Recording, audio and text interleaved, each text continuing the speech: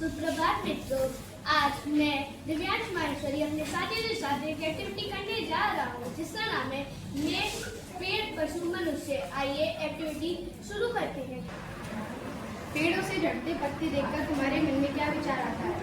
क्या तुमने कभी उनसे अकेले में बात करी है? क्या वह तुम्हारे सवालों का जवाब देते हैं? पेड़ों से दोस्ती करते करते लेखक क्या सोचने लगा, आइए जानें। लेखक की खिड़की के सामने एक पेड़ खड़ा है। जब उस पर फूल आते हैं तो ऐसा लगता है कि जैसे आकाश से बरसे देवताओं की हंसी का अंबार हो।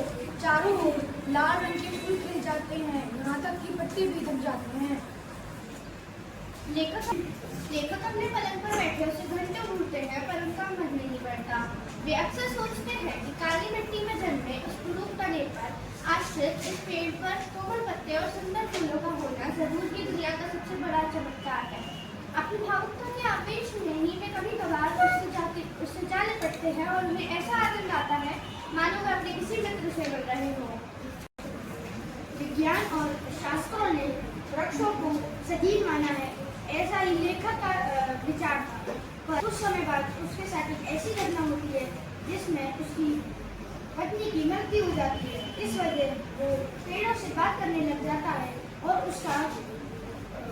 उसकी मित्रता पेड़ों के साथ और गहरी हो जाती है। उस दिन लेखक का भी मुंह कुछ ऐसा ही था कि वह पेड़ के पास पहुंच गए। संध्या का समय था और सूर्य की हल्की किरणों में वह पेड़ और भी भव्य हो रहा था। लेखक ने पेड़ से कहा, आज तो मित्र तुम अपनी ही हंसी में लिपट रहे हो, क्या बात है? लेकिन पेड़ बेचारा क्या कहता।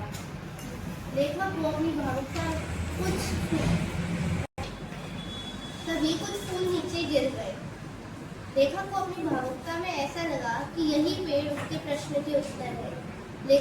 लेखक आत्मीयता में ऐसा डूब गया कि पेड़ के तने पर प्यार से थपथपाकर उसने कहा, चलो मित्र कुछ ढूंढूंगा। तभी हो गया लेखक का नशा कम। उसने अपने आप से कहा, पागल पेड़ है ये, तो ये कहाँ जाएगा? उसके मन में थोड़ा अफसोस सा हुआ, काश पेड़ भी चल सकती। जब लेखक नशे में अपने विचारों में डूब गया, उसने कहा, यह पेड़ है, इसमें जीवन है, सौंदर्य है और आज की बातों में ये आज की मानव से तो श्रेष्ठ ही है, पर इसमें गति नहीं है, इसलिए स्थावर है। इसी विचार में लेखक खेतों तक पहुंच गया।